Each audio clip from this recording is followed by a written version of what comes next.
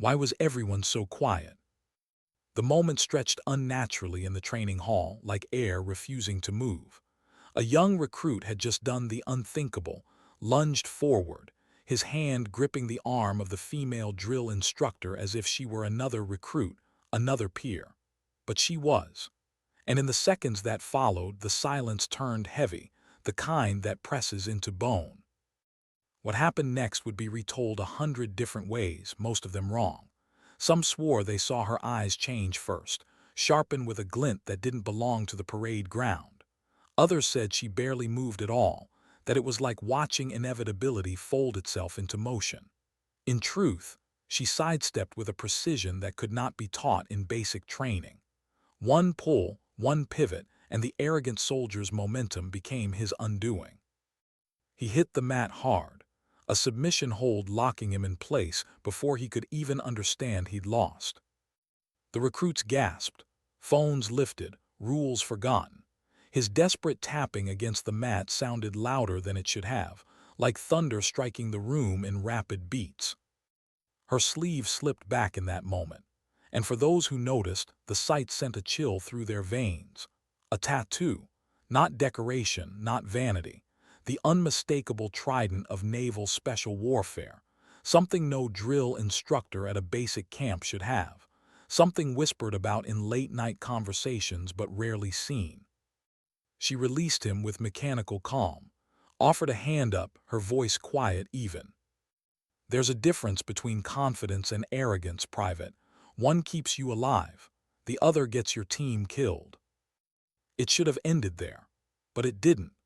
That single moment, filmed from shaky hands and grainy lenses, was already being uploaded, dissected, judged by the world beyond the base gates. And none of them yet understood how much weight it carried, for her, for them, for a military not ready to confront its own reflection. The morning sun had not yet burned away the fog when Master Sergeant Kieran Thorne began her inspection rounds earlier that day. Her boots struck the pavement like clockwork, rhythm without hesitation. She didn't need to raise her voice. Authority was not volume, it was presence. 4 years as a drill instructor had refined that lesson, but the truth was, she had known how to command a room long before she arrived at Fort Artemis. A collar adjusted here, a bootlace tightened there. She carried herself as if every detail mattered, because it did. War, discipline, survival, each was built on details too small for others to notice until it was too late. From the glassed-in office above, Captain Adurin Blackwood watched her like a man studying a puzzle. On his desk, her transfer paperwork sat thick with redactions. Entire blocks of service history were blotted out, lines struck through as if erasure could erase truth. But it couldn't, not from a man like him. Blackwood knew when he was being asked to host someone with a past, someone chosen, not assigned. "She's integrating well enough," he muttered into the phone. His tone carried the weight of someone arguing with silence on the other end. "But her qualifications are excessive, too much for basic training." He listened, face darkening. "Understood, I'll keep it contained." On the parade ground below, one recruit shifted his stance with casual arrogance. Reed Donovan, 23 years old, third-generation Army, a colonel for a father, a grandfather with medals polished brighter than silver. Donovan had arrived at Artemis expecting reverence. He received correction instead. As Thorne neared his row, he leaned toward another recruit, his voice carrying enough for her to hear. "My father says women can't handle real combat. Quotas, that's all." A flicker in the air, then silence. She turned, gaze steady. No anger, no tremor, just the calm weight of being seen. "Name?" she asked, though she already knew. He straightened with performative sharpness. "Private First Class Reed Donovan, Master Sergeant." The stress on her rank was deliberate, a needle thin as wire. "Your uniform is within regulation," she replied evenly. A pause. "Your attitude, however, is not. 5 extra miles on your run." His jaw ticked, but he didn't protest. Not yet. She moved on, but inside, just for a moment, her hand brushed her wrist. Beneath the sleeve, an old scar hid. Memories pressed against the edges of her mind, black waters, foreign coasts, a silence that wasn't peace but threat. She shoved it back down. Not here, not now. Another recruit, Zephyr Hayes, caught that fleeting touch. Hayes had been watching Thorne since day one, noticing things others missed. The subtle adjustments, the scars, the reflexes that didn't belong to ordinary instructors. Hayes didn't say anything, but she filed it away. By afternoon, the heat was merciless. 93 degrees radiating off the obstacle course like invisible fire. Sweat stung eyes, lungs burned. Thorne's uniform looked untouched, pressed into perfection as if the sun dared not lay hands on her. She stepped to the course without fanfare. No hesitation, no wasted movement. She climbed, leapt, rolled, ducked, a body in motion guided by memory honed in places no recruit would ever see. Efficiency over brute force. Precision over pride. By the time she finished, the course looked easy. Too easy. Recruits stared. Whispers grew. Hayes leaned closer to another private. That isn't standard training, that's something else. Donovan overheard. His jaw tightened. When his turn came, he attacked the course with fists clenched and ego wide open. Halfway up the climbing wall, his body gave in before his pride did. Muscles shook, lungs clawed for breath. "Control your breathing," Thorne said quietly beside him, as if she had simply materialized. "Efficiency over power." He hauled himself over, landing with a heavy thud. "With respect, Master Sergeant," he said, breath sharp, sarcasm edged into the title, "my father and grandfather were both decorated rangers. I think I know combat." "Then demonstrate, Private." Her voice was flat, her eyes unreadable. By the end, Donovan trailed behind several recruits, women among them. He finished nearly 4 minutes over the target. His face burned, not from heat alone, but from the weight of humiliation. At dinner, Donovan's voice carried again, louder this time, pulling laughter from recruits who needed a leader and found a bully instead. "She moves like she's trying to prove something. Women don't train like that." Hayes, passing with her tray, didn't stop walking. "Or she's just good at her job." Donovan's smirk faltered. His pride was bleeding, and like any wounded thing, it wanted to lash out. Across the hall, Sergeant Winters watched the exchange, her eyes narrowing. She approached Thorne's table where the master sergeant ate alone. "The Donovan kid is becoming a problem," Winters said bluntly. "I've handled worse." "Have you?" Winters tilted her head. "Rumor is you came from somewhere specialized." Thorne didn't look up. There are a lot of rumors in the army. But as she stood, the collar of her uniform shifted. Winters caught just a flash, an edge of ink. A trident before fabric covered it again.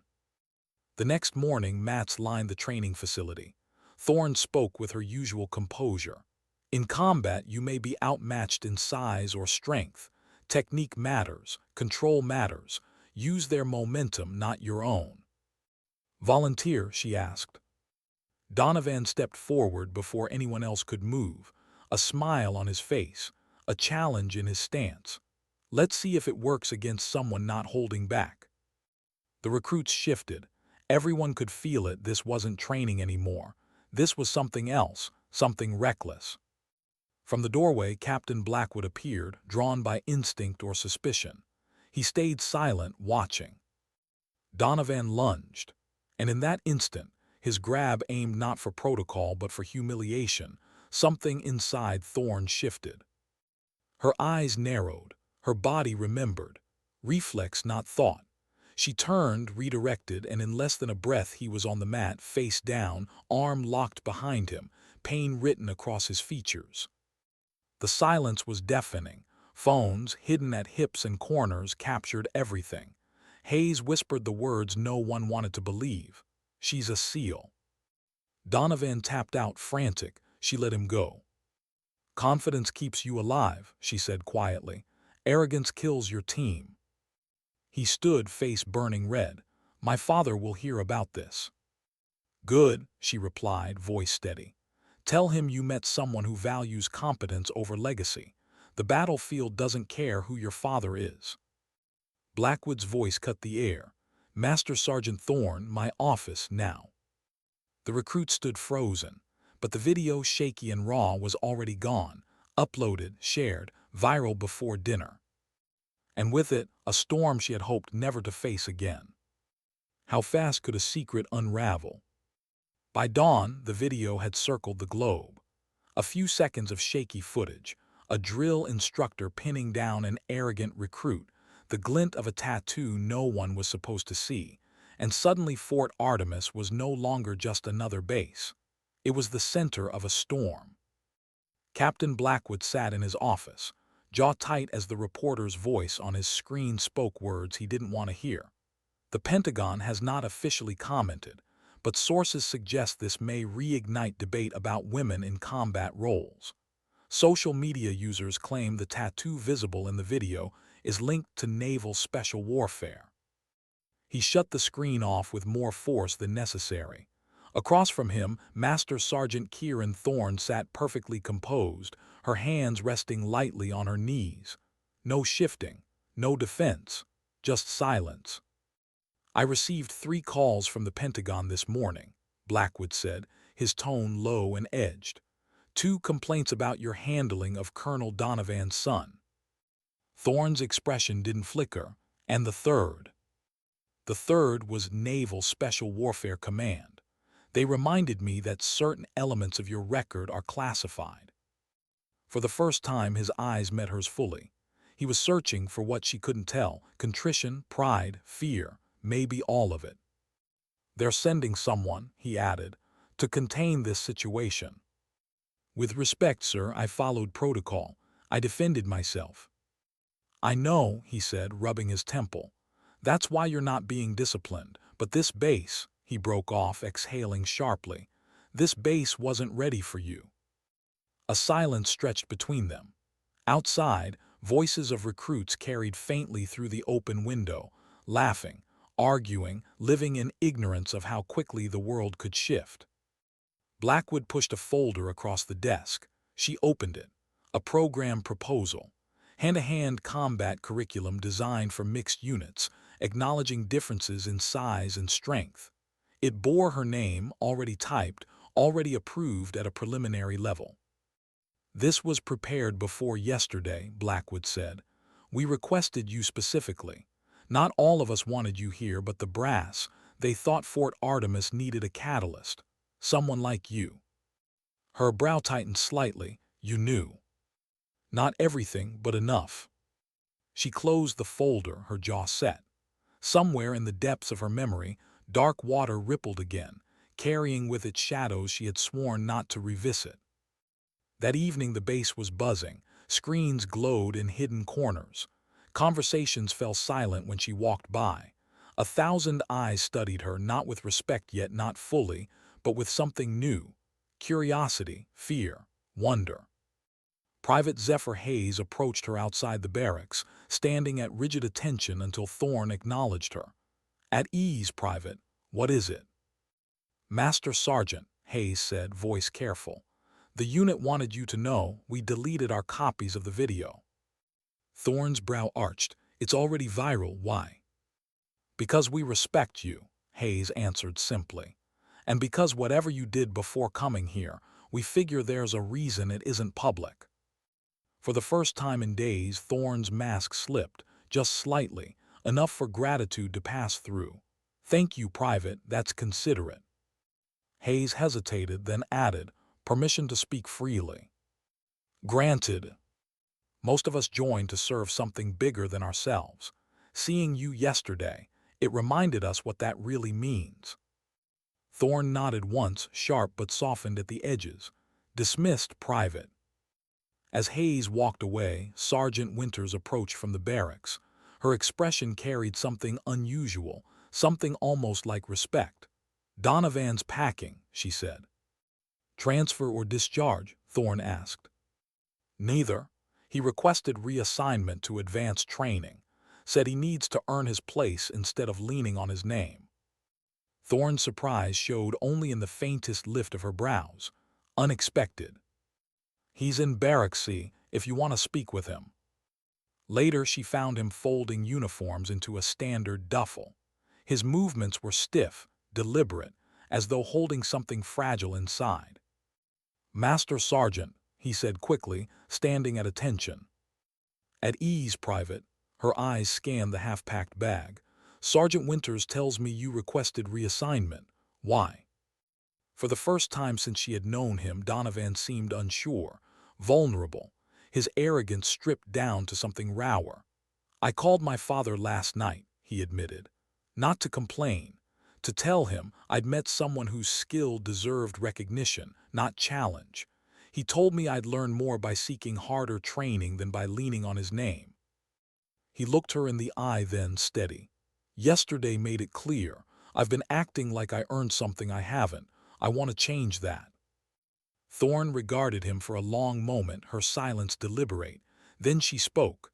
"Request denied." His confusion was sharp, almost painful. "Ma'am, I'm developing a new combat training program here at Artemis. You'll be in it. If you want harder training, you'll find it here." His posture shifted, not arrogance this time, but resolve. "I'd be honored, Master Sergeant. Report to Facility B at 600 tomorrow. Don't be late." As she turned to leave, his voice followed. "Master Sergeant." She paused at the doorway. "Thank you." For the first time, she allowed herself a small nod. Nothing more, nothing less. The next morning, she expected a bureaucrat from the Pentagon, cold, detached, uninterested in truth. Instead, Commander Julian Rhee walked into Blackwood's office. "Naval Special Warfare." "Master Sergeant Thorne," he said, extending his hand. "It's been a while." Her composure held, but the air between them thickened with shared history. "Commander Rhee, I didn't expect you here. When your name came up in connection with the video, I volunteered." His eyes softened, but his tone was firm. "Figured you prefer someone who understands context." Blackwood stepped out, leaving them alone. "You look well," Rhee said. "Army life suits you." "It's different," she replied neutrally. "Why are you really here?" His expression shifted, tightening. "That video created complications. Your tattoo is visible in several frames. Naval Special Warfare doesn't want your past dragged into the open." "My status was never classified, only the operations." "True, but you were one of the first women to complete Bud S, one of the first to earn the Trident. That's not public knowledge for a reason. We protected your identity, both for security and because you'd become a target if the wrong people knew." Her silence pressed him to continue. "For now, stay the course. Run the program, we'll handle the noise online, but Kieran off the record." His mouth lifted just slightly. "That takedown was flawless. Reminded me of 2019. You saved us then too." Her jaw tightened. Memories pushed forward unwanted. She forced them back. "That's not my life anymore." "Maybe not," Rhee said quietly, "but it shaped you, don't forget that." Later that morning, Facility B was filled with selected recruits, Hayes, Donovan, and 18 others. They stood straighter than usual, aware this was something different.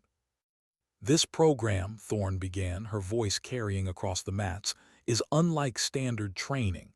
You were chosen for aptitude, attitude, and potential. What you learn here isn't just about defense. It's about survival, about understanding how to end a fight against someone stronger, faster, heavier, and walking away alive." For an hour, she demonstrated movements that belonged to no official manual. She adapted them, stripped them down, reshaped them into something usable for soldiers who had never seen combat beyond training grounds. Hayes absorbed every detail, her movements sharp, hungry. Donovan followed with equal determination, his pride now forged into discipline. During a break, he approached her cautiously. "Master Sergeant, these techniques, they're not Army. Are they from your previous experience?" Her eyes studied him for a beat too long. Then flatly, "They're effective, that's what matters." He nodded. "Yes, Master Sergeant, they are." By the end of the week, whispers spread across Artemis. Other instructors began observing, borrowing techniques. Recruits requested transfers, hopping to be part of what was happening. Something was shifting, subtle but undeniable. And in her quarters that night, Thorne received a secure message from Commander Rhee. Story contained, source addressed, proceed as planned, higher levels taking interest. She set the phone down. The shadows of her past pressed closer, but for the first time they didn't suffocate. The viral video, unwanted as it was, had cracked open something larger than her. Possibility. She stared at the folder on her desk, the one labeled Advanced Combat Program. For a long while she sat in silence, listening to the bass settling into sleep outside her window. What had begun as punishment for a cocky recruit was becoming something else, something bigger than Fort Artemis, bigger than her. But with that came a weight she knew too well, the kind of weight that never left, that pressed into bone, that whispered reminders in the dark. Responsibility. And with it, the old question that had followed her through years of shadowed missions and sleepless nights. How much of herself would she have to sacrifice this time? Why did the whispers grow louder every day? It started with small glances, recruits looking at her a beat longer than necessary, conversations cutting short when she entered a room. At first, Thorne thought it was the natural fallout of the viral video. But as the days passed, it became clear. The world outside Fort Artemis was pressing in, and its echoes had already seeped through the walls. By the end of the second week, her advanced combat program had become the most talked-about initiative on base. Recruits who had once dragged their feet now sprinted toward training grounds. Even instructors hardened by decades of repetition found themselves curious, standing in doorways, scribbling notes when they thought no one was watching. The selected 20 recruits trained harder than anyone else. Hayes, wiry but fierce, absorbed technique with a hunger Thorne recognized from her own youth. Donovan, once the loudest voice of arrogance, had become something quieter, sharper. Every move he made now carried the weight of someone determined to prove, not to his father, not to the base, but to himself, that he could be better than his past. Yet underneath the progress, tension threaded the air, an undercurrent of unease. Thorne felt it in the way some recruits whispered her name like a rumor, not a rank. She saw it in the way Hayes hesitated before speaking freely, as if questions pressed at her lips but never made it out. Then the news hit. Captain Blackwood summoned her to his office late one evening. The blinds were drawn, the room unusually still. He handed her a file without a word. Inside were printed clippings, online articles, screenshots of social media threads.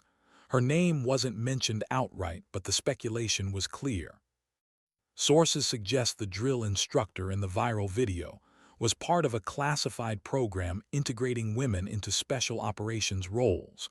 One article read, "Unconfirmed reports tie the distinctive tattoo to a female SEAL operator active in the late 2010s. Thorne kept her expression flat as she read, though her pulse tightened beneath the calm. "Commander Rhee has been notified," Blackwood said. "He's already working on containing it, but I need to know, how sensitive is this?" "The program itself isn't classified," she said slowly. "Specific missions were. My involvement was protected, not secret." Blackwood studied her. "So if this goes further, are we dealing with a security breach?" Her silence stretched. Finally, she shook her head. "No, just exposure, the kind that shifts focus in ways we can't control." He exhaled, leaning back. "Then brace yourself, because you've become the story whether you want it or not." Later in the barracks, Hayes waited for her after drills. "Permission to speak freely, Master Sergeant." "Granted." "There's talk online," Hayes said carefully. "They say you were one of the first women to complete Bud S, a Navy SEAL." Thorne's gaze held hers, unblinking. "And what do you think, Private?" Hayes hesitated, then spoke with quiet conviction. "I think whoever you were before, you're making us better now. The rest doesn't matter." Something in Thorne's chest eased at the words, but she said only, "Wise perspective, Private, hold on to it." The program continued. Each day, Thorne pushed her recruits harder, weaving lessons not just of combat but of restraint. Hayes flourished, her natural aptitude sharpening into something almost instinctive. Donovan grew steadier, no longer the reckless competitor but a disciplined partner, often volunteering to spar against Hayes so she could test techniques against a stronger frame.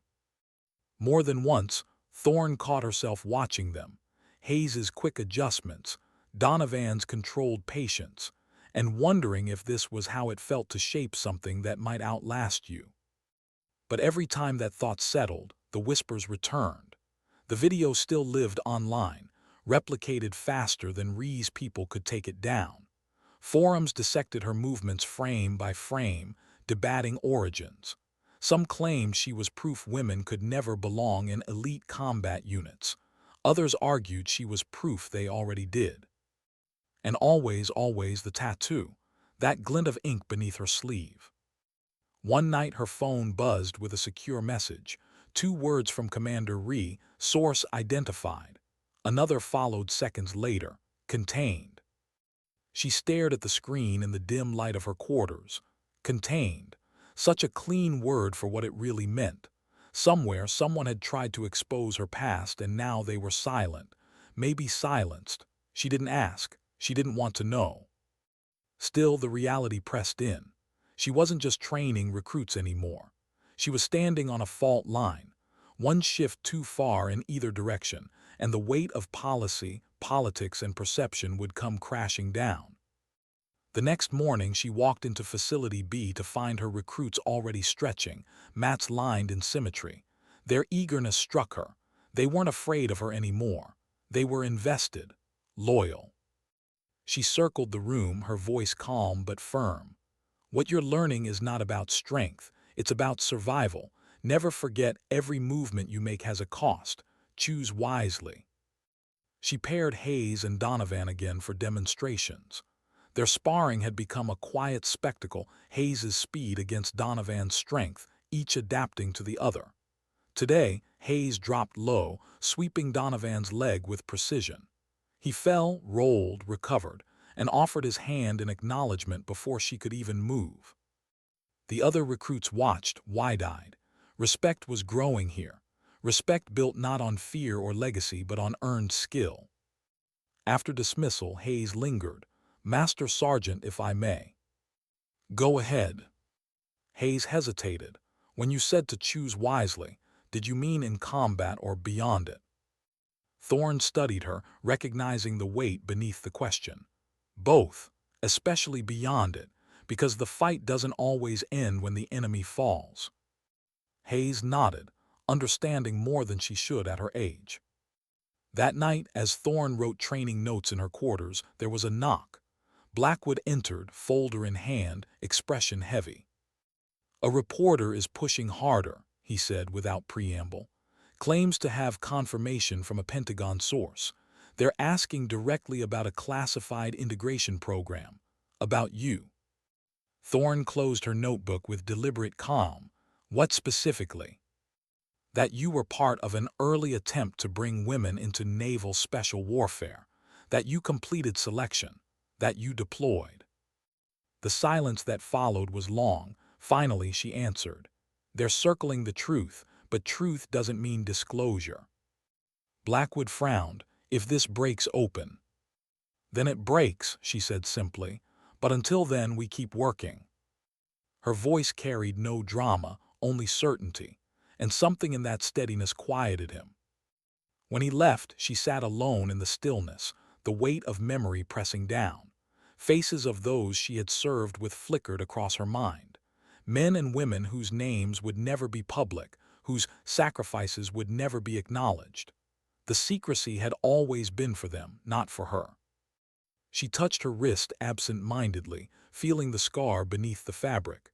She had lived 1,000 lives behind that scar, and now, somehow, she was being asked to live them all again, out loud. In the barracks, the recruits lay awake too, their whispers soft but charged.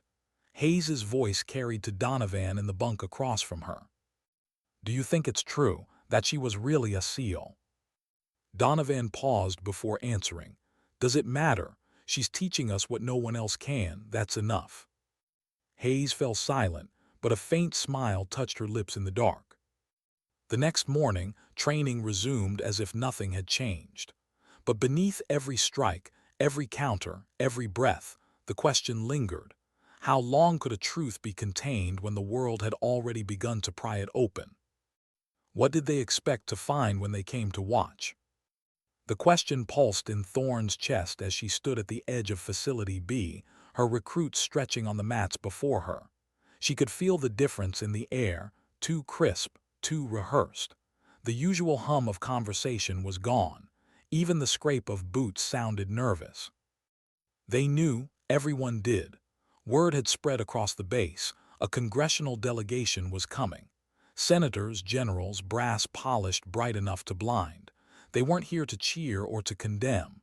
They were here to measure, to see if what had taken root inside Fort Artemis was worth keeping or worth burying. Captain Blackwood met her at the doorway. His face was unreadable, but the tension in his shoulders betrayed him. "They'll be arriving in 10 minutes," he said. "Then we keep the schedule," Thorne replied simply. "You don't want to prepare a demonstration." "No," she said, eyes scanning the recruits. "If they want the truth, they'll see it.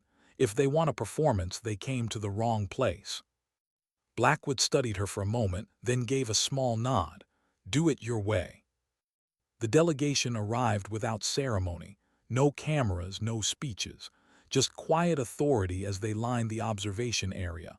A congresswoman in a dark suit. A four-star general with a stare like stone.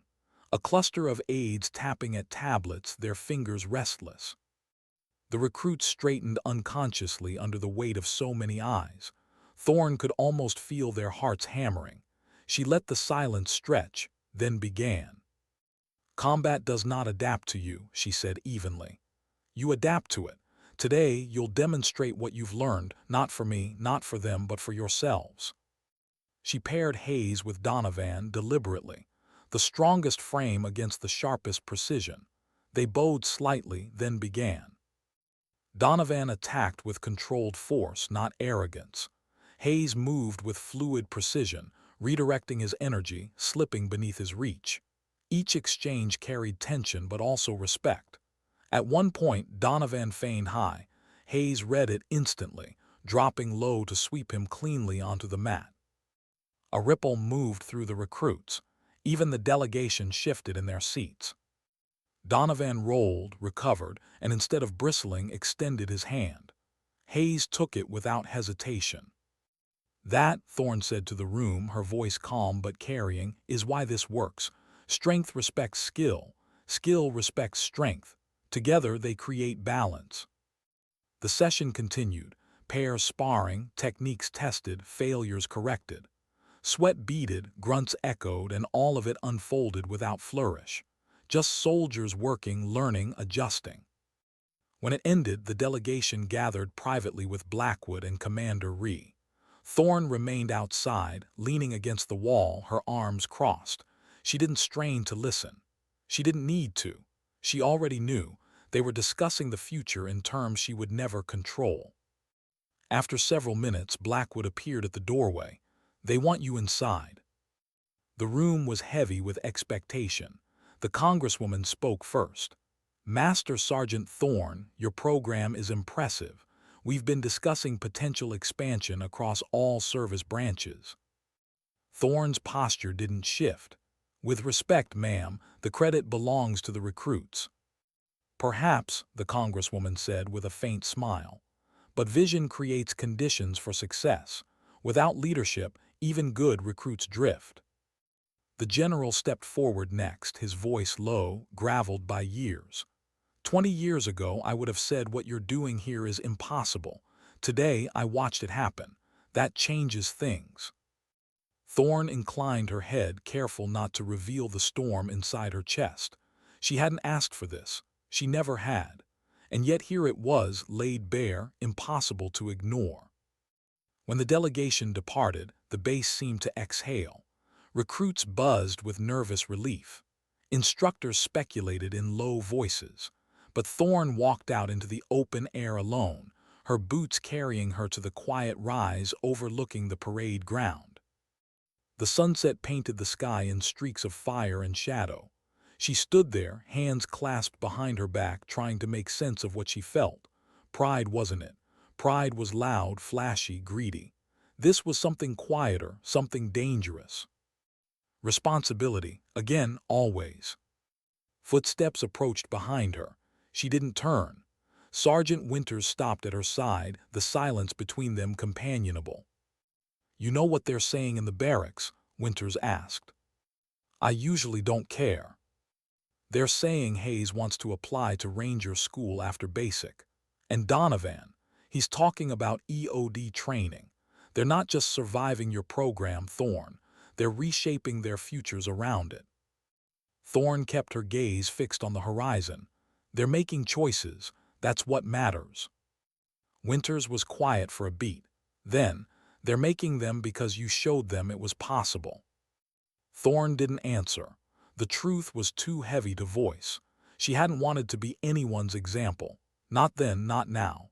Examples came with expectations, and expectations carried weight that could crush if you let it. The next morning, Blackwood intercepted her with another folder. His expression told her everything before he even spoke. "The program has been officially recognized," he said. "Army Training Command wants to expand it, not just here, everywhere." She flipped through the documents, scanning approvals stamped with urgency. That was fast. The video accelerated things. His voice hardened. "You've become a symbol whether you like it or not." She closed the folder. Symbols, icons, all of it felt foreign. She wasn't building mythology, she was teaching survival. But she also knew the military machine loved nothing more than a face to put on progress. That evening, alone in her quarters, she opened a second folder Blackwood had delivered, classified, stamped with Naval Special Warfare insignia. Inside was a memo, authorizing her to incorporate specific techniques into the Army program, techniques once restricted to elite operators. It ended with a line that made her chest tighten. "Your actions have demonstrated the value of integrated training approaches. The Joint Chiefs approve expansion under your direction. This represents a significant step forward." She closed the folder slowly. Her hand brushed against the tattoo beneath her sleeve, the one that had started all of this. For years it had been a mark of silence, of secrecy. Now, against her will, it was becoming a beacon. Later she walked the length of the base, watching recruits train under floodlights. Male and female, side by side. Movements sharper, cleaner, more respectful. Even the old guard sergeants had started borrowing her drills, disguising their curiosity as evaluation. Her phone buzzed with a message from an unlisted number. Just one line: "The door you've opened will benefit many who follow. Well done." She stared at it for a long moment. It was from her old commanding officer, someone who knew the full truth of what she had carried. No public recognition would ever match the weight of that simple message. As she pocketed the phone, the night wind stirred across the field, carrying with it voices of recruits still training, still fighting, still learning. Fort Artemis wasn't the same place anymore, and deep down she knew neither was she. But as the stars emerged overhead, she couldn't help but ask herself the question that haunted every quiet moment. If change came through her, what would it cost her this time? Why now? Why after all these years was her past being pulled back into the light? The question pressed into Thorne's chest as she stepped off the mat, sweat cooling against her skin after another grueling morning session. The recruits were thriving, Hayes's strikes crisp and precise, Donovan's movements tempered with discipline instead of ego. The others fed off their energy, pushing harder, falling harder, standing up faster. It should have been enough. Watching them grow should have been the quiet satisfaction she'd come here to find. But change never stays quiet for long. When she entered her office, Commander Julian Ree was waiting with Captain Blackwood. His uniform was immaculate, but his expression carried something heavier. "Master Sergeant," Ree said, rising, "we need to talk." She shut the door, her pulse slowing into that strange calm she always felt before impact. "What is it?" Ree exchanged a glance with Blackwood before speaking. Naval Special Warfare is establishing a new training initiative. Not public knowledge yet. High-level authorization only. They want to explore integrating female operators into specialized units. Thorne kept her face still, but inside the air shifted. A weight she had carried for years suddenly felt closer, heavier. "They want you to consult," Ree continued. "Not as a SEAL, not as an Army instructor, but as someone who has lived both worlds, someone who knows what it costs."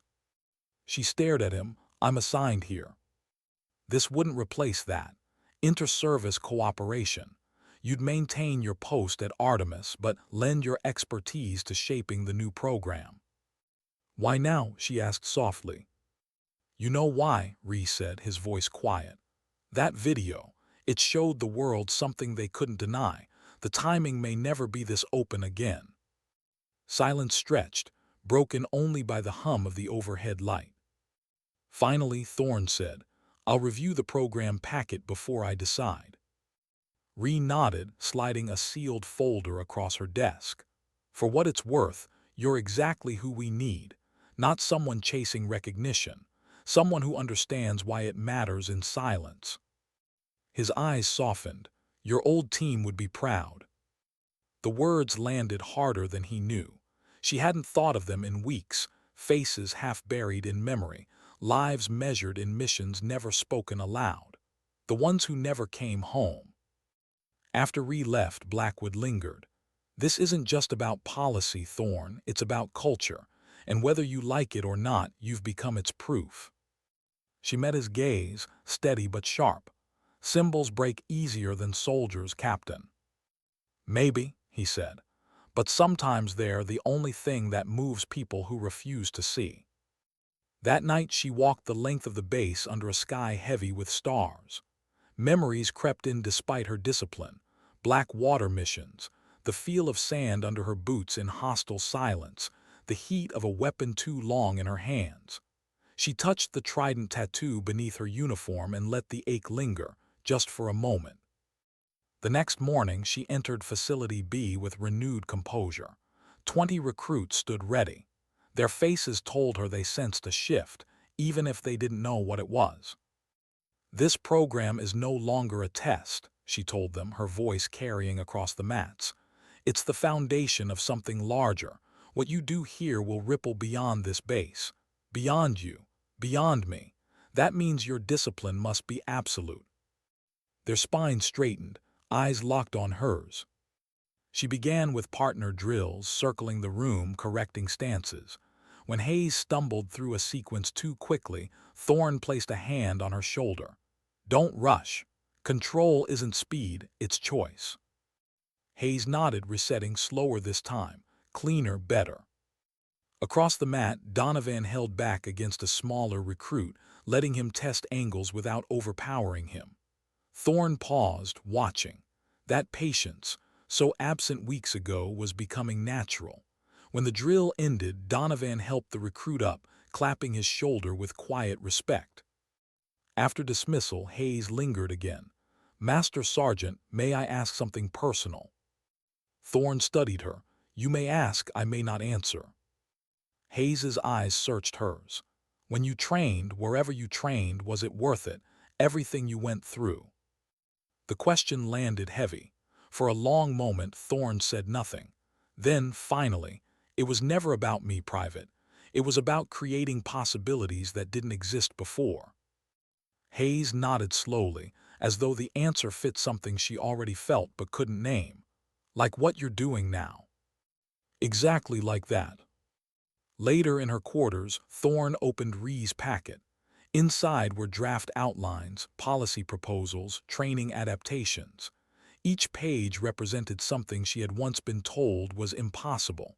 Now, it was being asked of her, to help build, not just survive.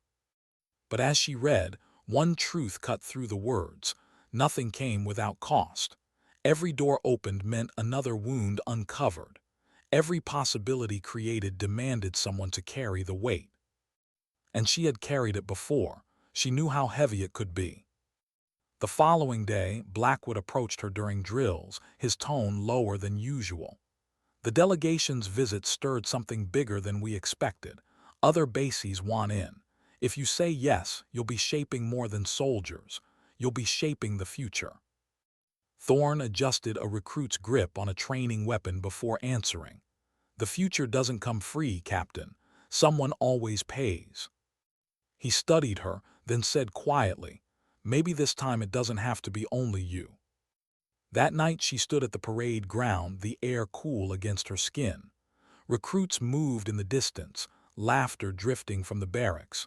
She thought of Hayes, so determined it almost hurt. She thought of Donovan, reshaped into someone who finally listened. And she thought of the faces from her past, those who had never been given the chance to be remembered.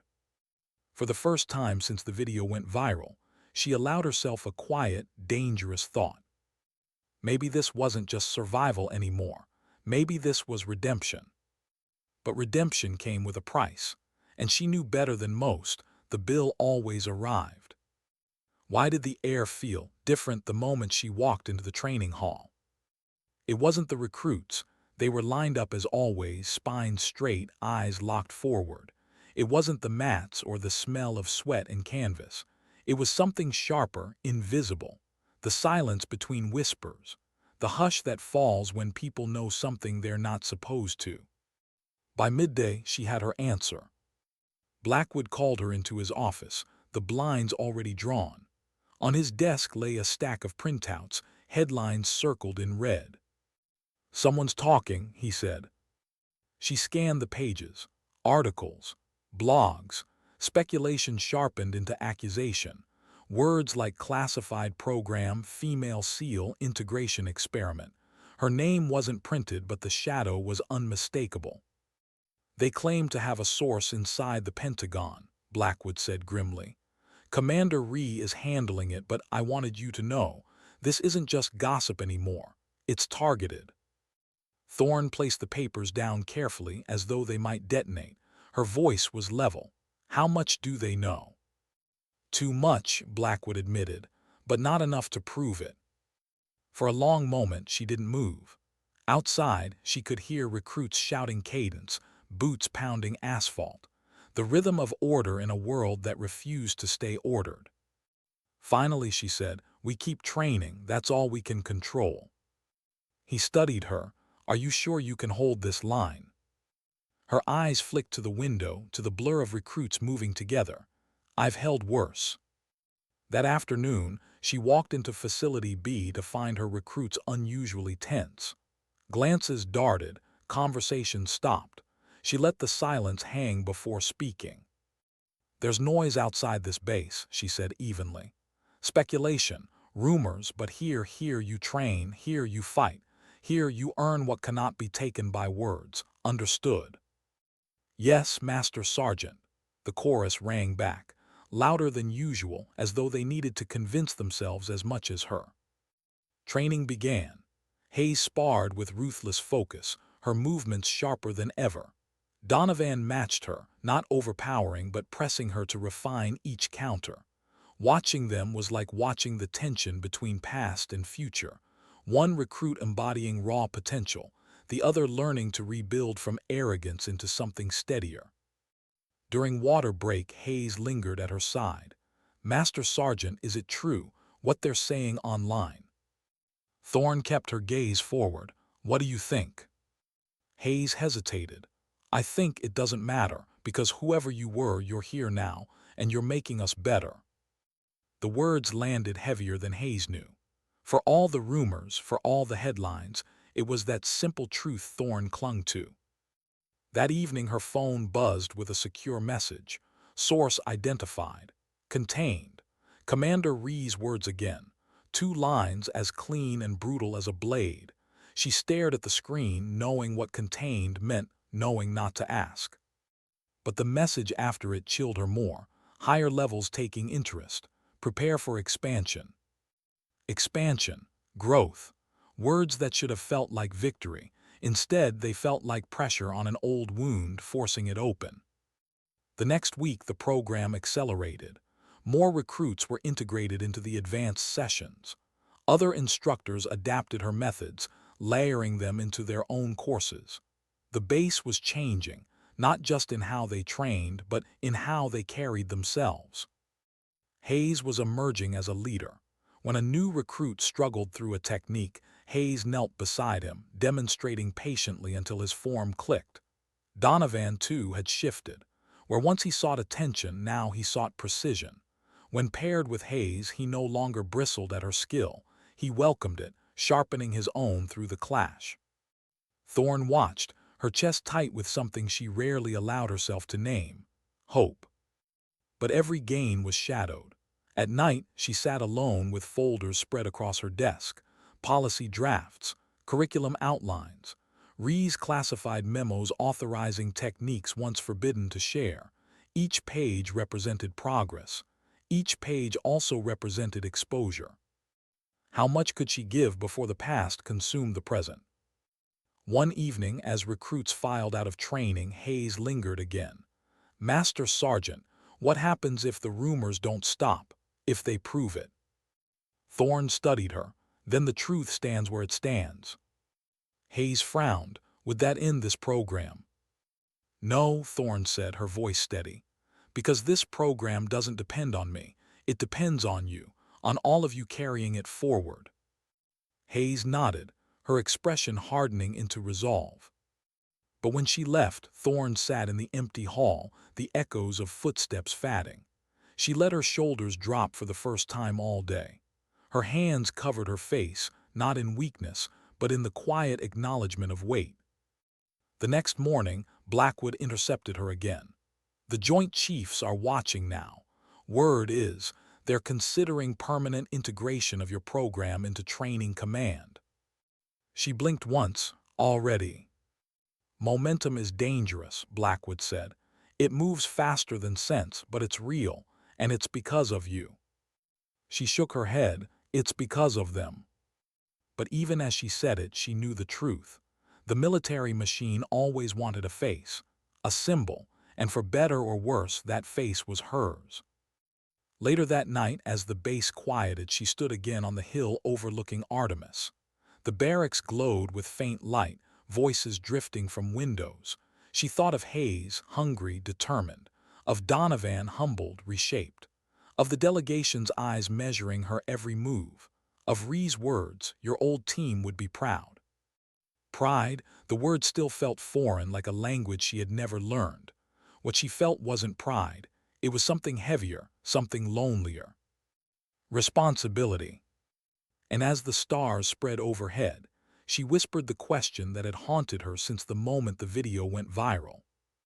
What price would they demand from her this time? What did Washington expect to see in a training hall? The question gnawed at Thorne as she walked the length of Facility B, her boots echoing against the polished floor. The recruits stretched silently, sensing something different in the air. The usual nervous energy was sharper today, electric. They knew important eyes were coming, eyes that didn't just watch, they judged. Captain Blackwood joined her, his expression carved from stone. "Delegations arriving in 10. She nodded. "Standard session." "They'll expect a demonstration." "Then they'll be disappointed," she said simply. "They'll see what real training looks like, not theater." When the delegation entered, the atmosphere shifted. A congresswoman in a fitted Navy suit, two generals with shoulders squared like mountain ridges, a cluster of aides, pens tapping, screens glowing. Commander Ree brought up the rear, his gaze steady, offering nothing but silent presence. The recruits snapped to attention. Thorne's voice carried across the room. "You train as you fight. No audience changes that. Begin."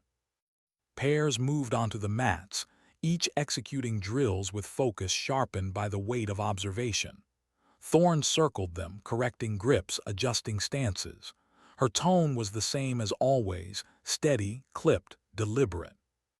When it came time for sparring, she made her choice: Hayes and Donovan. They bowed once, then engaged. Donovan advanced with strength measured but fierce.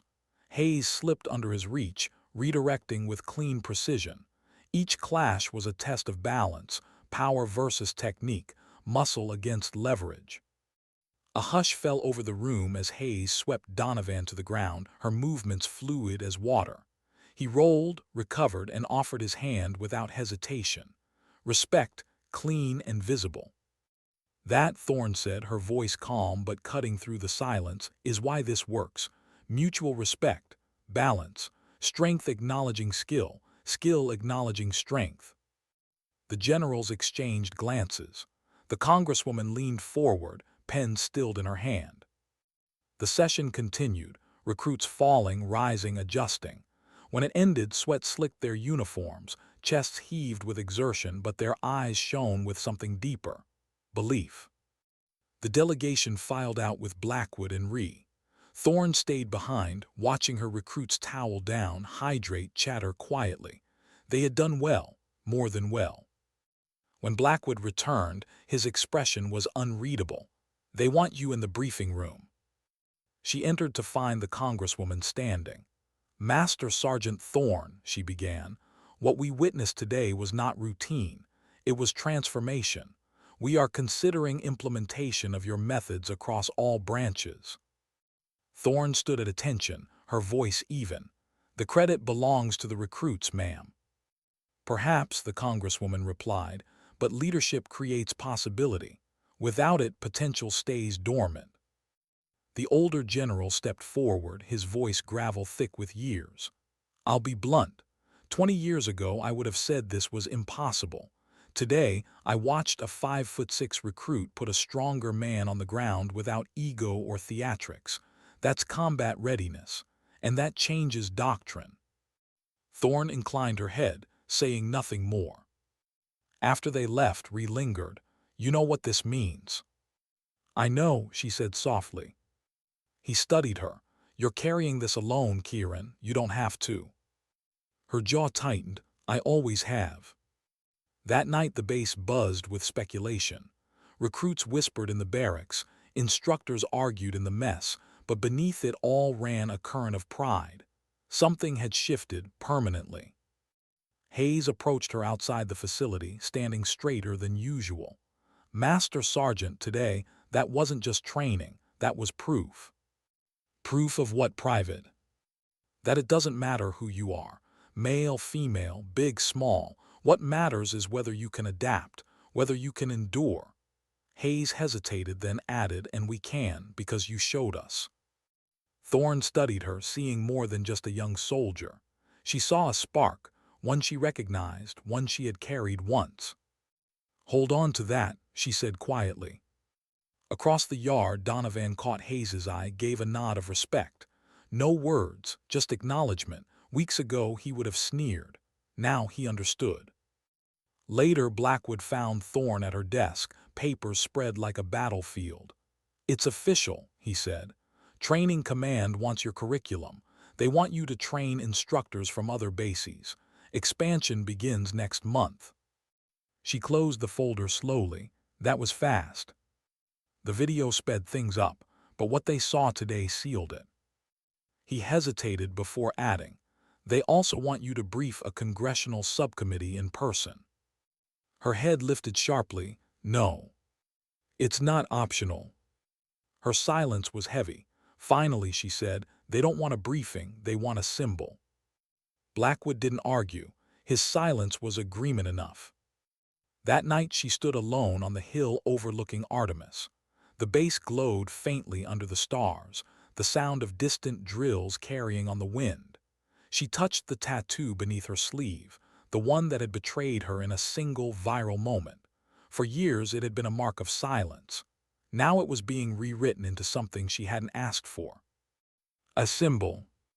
And symbols, she knew too well, carried a weight that never faded. Footsteps approached. Winters joined her quietly. "Commander Ree told me what they're planning," she said. Thorne didn't answer. "For what it's worth," Winters added, "you should do it. because you've already changed this place more than you realize. Thorne's eyes stayed fixed on the horizon. One base doesn't change a culture.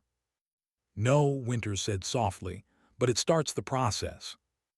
The two women stood in silence, the stars sharp above them, the ground solid beneath. For a fleeting moment, Thorne allowed herself to feel it, not pride, not victory, but possibility. But possibility had never come free, and she knew the question would return tomorrow, heavier than ever. If she carried this forward, how much of herself would she have to lose? Have you ever known someone who never asked for recognition, but deserved it more than anyone? That question lingered in the air as Master Sergeant Kieran Thorne walked the parade ground, boots steady against the worn asphalt. The base looked the same, barracks lined in symmetry, flags rippling faintly in the late afternoon breeze, but she knew better. The place was different now, not in its structures but in its pulse. She saw it in the way recruits trained together, men and women side by side with mutual respect replacing skepticism. She saw it in the instructors, borrowing her techniques quietly, then teaching them as though they'd been theirs all along. She even saw it in the older sergeants, the ones who once grumbled about quotas and tradition, now grudgingly correcting stances with language that echoed her own. Change wasn't loud, it was subtle, incremental, but it was here. Her phone buzzed, an unlisted number. The message was brief, heard about the initiative. The door you've opened will benefit many who follow. Well done. She read it twice before slipping the phone back into her pocket. A message from her former commanding officer. Someone who knew everything, her scars, her silence, the things she'd done that could never be spoken of. The words carried a weight that no medal or headline ever could. Later, she entered Facility B, where the recruits were sparring in pairs. Haze flowed through her movements with startling precision, countering a larger opponent in one clean sequence that left him pinned, face red but respectful. "Hold," Thorne called. She approached, her eyes narrowing just slightly. "Where did you learn that variation?" Haze straightened, breathing hard. "From you, Master Sergeant. You demonstrated it once. I've been practicing in my off hours." "That technique requires balance most soldiers need weeks to master," Thorne said. "I've had good teachers," Haze replied simply. Thorne studied her for a long moment, then nodded. "After training, stay behind." When the mats were cleared, Haze remained, eyes steady, waiting. Thorne placed a folder on the table between them. "Your aptitude is exceptional. With your permission, I'd like to recommend you for advanced opportunities after basic." Haze hesitated. "Opportunities like yours?" Thorne's jaw tightened. A different path, but with similar possibilities. Understanding dawned in Haze's eyes. She sat straighter. "I'd be honored, Master Sergeant." Thorne allowed the smallest of nods, then dismissed her. When the door closed, she exhaled slowly. It wasn't relief. It was recognition of the cycle beginning again. What had once been impossible for her was now opening for others. That was the point. That had always been the point. The next morning, Blackwood and Commander Ree arrived together, their expressions grim. "We have a situation," Ree said. "What kind?" Thorne asked. "A congressional delegation is coming tomorrow to observe the program. They've heard about the cultural shift here. They want to see it firsthand." Thorne's gaze sharpened. "We're not ready for a performance." "They don't want a performance," Ree replied. "They want the truth. Run it like a normal session." The following day, the training hall was reorganized subtly, enough to give the delegation space without disrupting the recruits. The visitors arrived with minimal fanfare. Lawmakers in dark suits, generals decorated with medals that caught the light, aides already typing notes. Thorne kept her voice even. "Standard session, begin." The recruits moved with practiced focus. Hayes sparred with Donovan, their movements a quiet dance of respect, power meeting technique, both refusing to dominate, both refusing to yield. Hayes countered him cleanly, pinning him with precision. Donovan rolled, recovered, and extended his hand without hesitation. Hayes clasped it. No arrogance, no resentment, just mutual acknowledgement. The observers leaned forward, pens stilled. For a moment, even Washington had nothing to say. When the session ended, the Congresswoman approached her privately. "What you've built here is not just training, Master Sergeant. It's transformation. We intend to expand it." Thorne met her gaze, unflinching. "With respect, ma'am, the credit belongs to the recruits. They've done the work."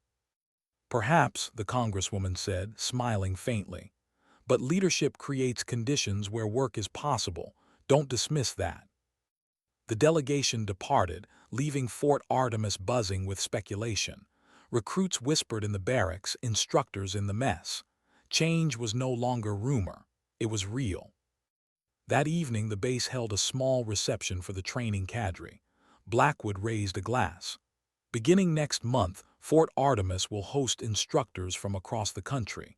They'll learn here, then take what they've learned back to their own bases. This is the first step in rewriting doctrine." Applause rippled, laughter followed. For once the mood was light.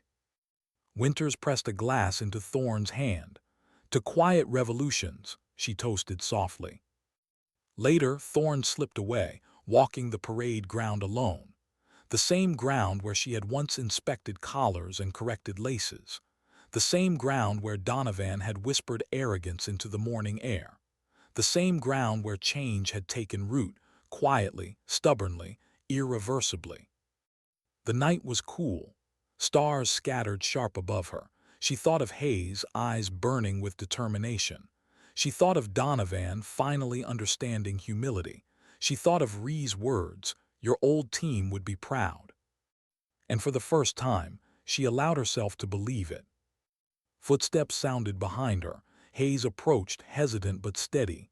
"Master Sergeant, may I ask a question?" "You may ask, I may not answer." "Was it worth it, everything you went through?" Thorne considered the question, its simplicity belying its depth. She let the silence breathe before answering. "It was never about me, Private. It was about creating possibilities that didn't exist before." Hayes nodded. "Like what you're doing now." "Exactly like that." They stood together for a moment, the silence companionable, the night wide and still. Hayes saluted quietly, then turned back toward the barracks, her shadow long in the starlight. Thorne remained alone. She touched the tattoo beneath her sleeve, the one that had betrayed her, the one that had changed everything. For years it had been a mark of silence. Now it was something else. Not pride, not recognition. Possibility. She looked out across Fort Artemis, hearing the faint hum of voices from the barracks, the laughter of recruits not yet aware of the full weight of what they were part of. The base would wake tomorrow, and the training would continue, and new battles, political and personal, would follow. But tonight, she allowed herself one moment of stillness. Because sometimes dignity doesn't speak. It simply acts.